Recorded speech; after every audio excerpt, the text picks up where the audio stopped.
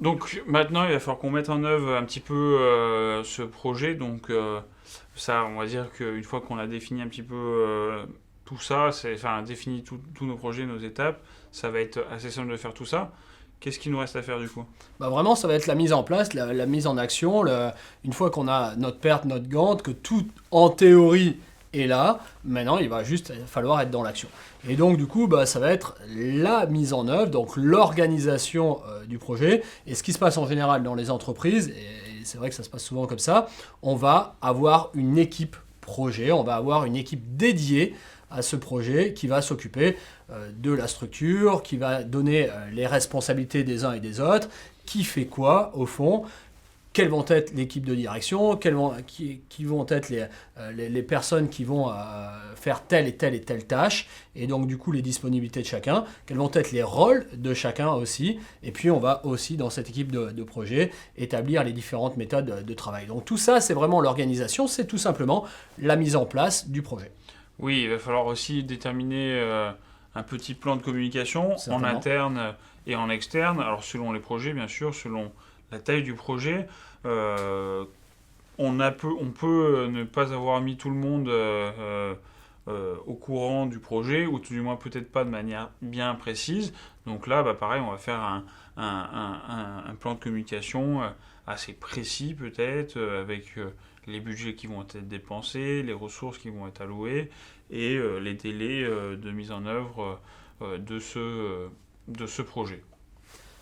Une fois qu'on aura fait tout ça, donc qu'on aura structuré notre équipe, qu'on aura qui fait quoi, quelles sont les compétences de chacun, qu'on aura mis en place le plan de communication comme vient de dire Michael, qu'on aura annoncé tout ce qui se passe, bah, du coup on va effectivement planifier toute cette organisation et on va avoir, si vous voulez, une stratégie de base d'intervention qui va poursuivre plusieurs objectifs. Donc, il va y avoir un objectif global qui est la perspective dans laquelle l'intervention sera exécutée, donc du coup notre projet, mais aussi des objectifs un peu plus spécifiques. Donc, du coup, l'étape à atteindre pendant chaque intervention, on parlait des jalons. Et ben, du Oui, coup, avant d'arriver à notre objectif global, on va passer par des jalons. Et donc, on va c'est un peu comme monter un escalier, hein. Au fond, quand vous montez dans un immeuble, si vous ne prenez pas l'ascenseur, vous allez monter au premier étage. Hop, là, on va s'apercevoir de ce qui s'est passé, comment ça s'est passé, et on va pouvoir entamer le deuxième étage. Et puis quand on sera au deuxième étage, on fera exactement la même chose. Donc tout ça, c'est nos objectifs spécifiques. on a aussi bah, derrière tous les indicateurs, les moyens nécessaires qu'on Bien va sûr. mettre en œuvre, mais aussi le coût, enfin bon, ça on en a parlé, toutes les différences, enfin toutes les hypothèses, tout ça. Euh, et du coup, derrière tous ces moyens qu'on va mettre en œuvre, toute cette planification, justement, on va déterminer le chemin critique. C'est ce dont je vous parlais tout à l'heure. En fait, le chemin critique, ça correspond finalement euh, aux séquences des tâches qui déterminent la durée totale du projet.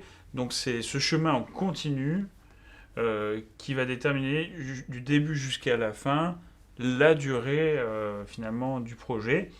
Et ensuite de ça, eh ben, on va déterminer les marges qu'on peut avoir sur d'autres tâches, et notamment à déterminer finalement les retards qu'on peut avoir sans impacter le reste du projet. Bah, c'est ce qui va se passer, c'est qu'au fur et à mesure qu'on va avancer dans notre projet, qu'on va donc faire les choses, que l'équipe va s'occuper de tout ça, on va pouvoir effectivement déterminer quelles sont les différentes marges que l'on a en termes de temps, en termes de budget éventuellement, mais surtout en termes d'avancement au fond. Et du coup, il y a des moments où il faudra accélérer, il y a d'autres moments où au contraire on pourra y aller un peu plus tranquillement, suivant comment ça se passe. C'est toute la beauté en fait du projet pour moi, c'est que on essaye de tout prévoir au mieux, vraiment de tout structurer, on l'a vu avec les tâches, avec les jalons, avec perte, avec Gantt, mais il y a toujours une part d'inconnu, il y a toujours une variable qui peut être assez importante et du coup qui rend aussi les choses vraiment intéressantes et sur lequel l'équipe projet justement devra continuellement s'adapter pour pouvoir répondre aux contraintes qui vont arriver au fur et à mesure. Oui. Et si on fait maintenant un point rapide sur la partie budgétaire, donc point tout aussi important, le budget, lui, il est calculé par rapport finalement au coût engendré par le projet, donc au niveau des ressources humaines, au niveau du matériel, des logiciels du projet.